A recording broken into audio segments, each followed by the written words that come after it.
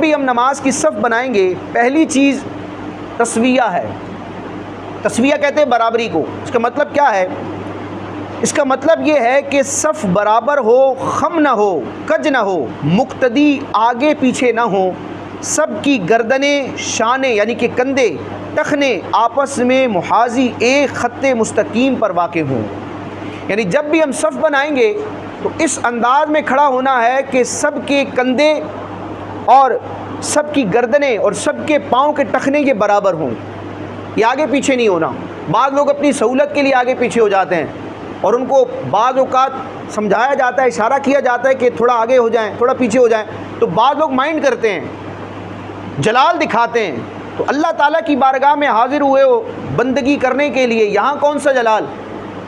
بعض لوگ مائنڈ کرتے ہیں، بڑی نازک طبیعت کے ہوتے ہیں، اپنے آپ کو بڑا نفیس سمجھتے ہیں۔ تو بھائی اپنی نفاست آپ اپنے گھر میں رکھیے گا، یہ اللہ کا گھر ہے، یہ عبادت ہے، اور یہ مسلمانوں کی ذمہ داری ہے کہ وہ اپنی صفوں کو برابر کریں۔ امام ترغیب دلائے، مقتدی مسلمان آپس میں ایک دوسرے کی اصلاح کریں۔ تو یہ غصہ کرنے والی بات نہیں ہے۔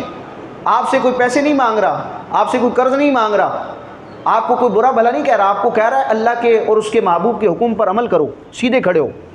تو ناراض نہیں ہونا چاہیے، وہ ہمارا محسن ہے جو ہماری اصلاح کر رہا ہے۔ ہمارے کپڑوں پر، ہمارے جسم پر اگر کوئی موذی جانور بیٹھا ہو، ہمیں پتہ نہ ہو، اور ہمیں کوئی بتا دے کہ دیکھو وہاں سانپ ہے، وہاں فلاں جانور یا کیڑا تمہارے قریب ہے، تمہیں نقصان پہنچا سکتا ہے، ہم اس کا شکریہ ادا کرتے ہیں، تھینک یو کہتے ہیں، اس کو جزاک اللہ کہتے ہیں۔ کہنا بھی چاہیے، اس نے ہماری جان بچائی، ہمیں ایک ضرر سے بچایا۔ تو یہ جو اللہ رسول کے احکام ہمیں بتا رہا ہے، ہمیں سیدھا رستہ بتا رہا ہے، گناہ سے بچا رہا ہے، نیکی کی تلقین کر رہا ہے، تو یہ اس سے بڑا محسن ہے۔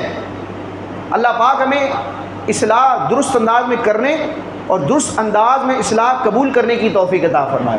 بعض اوقات اصلاح کرنے والے کا انداز بھی ایسا ہوتا ہے کہ واقعتاً وہ چیز ناگوار گزرتی ہے، لیکن ہمیں اس کے انداز کو نہیں دیکھنا، اس بات کو دیکھنا ہے کہ بات وہ صحیح کر رہا ہے۔ تو جب بھی صفیں بنیں گی، پہلا حکم یہ ہے تسویہ، صفوں کو برابر رکھنا ہے، کندھے، گردنیں اور ٹخنے برابر رکھنے ہیں، آگے پیچھے کھڑا نہیں ہونا، یہ واجب ہے۔ اس پر اعلیٰ حضرت نے ایک روایت بیان کی کہ نبی کریم علیہ السلام نے ایک مرتبہ ملاحظہ کیا، ایک شخص تھا، وہ صفوں میں، نماز کی صفوں میں اس کا سینہ کچھ آگے تھا، یعنی سارے افراد کھڑے ہیں، ایک شخص اس کا سینہ تھوڑا آگے ہے۔ تو آپ علیہ السلام نے ارشاد فرمایا، اللہ کے بندوں، ضرور یا تم اپنی صفیں سیدھی کرو گے یا اللہ تمہارے آپس میں اختلاف ڈال دے گا۔ یعنی دو ہی صورتیں، یا تو اپنی صفیں سیدھی کرو، اگر صفیں سیدھی نہیں کرو گے، اس کو انا کا مسئلہ بناؤ گے، اس کو اپنی سہولت کا مسئلہ بناؤ گے، اس بات کو قبول نہیں کرو گے، تو اللہ تعالیٰ یہ وبال تم پر ڈالے گا کہ تمہارے دلوں میں اختلاف ہو جائے گا۔ تو اب یہ تمہارے اوپر ہے، اپنے دلوں میں اختلاف پیدا کرنا ہے یا صفوں کو سیدھا کرنا ہے۔ اللہ پاک ہمیں ان احکام کو بجا لانے کی توفیق عطا فرمائے۔ ایک اور روایت نبی کریم علیہ السلام ارشاد فرماتے ہیں، صفیں سیدھی کرو کہ تمہیں تو ملائکہ یعنی فرشتوں کی سی صف بندی چاہیے، یعنی جس طرح صفیں فرشتے بناتے ہیں اس طرح بنانی چاہیے تمہیں، اور شانے یعنی کہ کندھے ایک دوسرے کے مقابل رکھو۔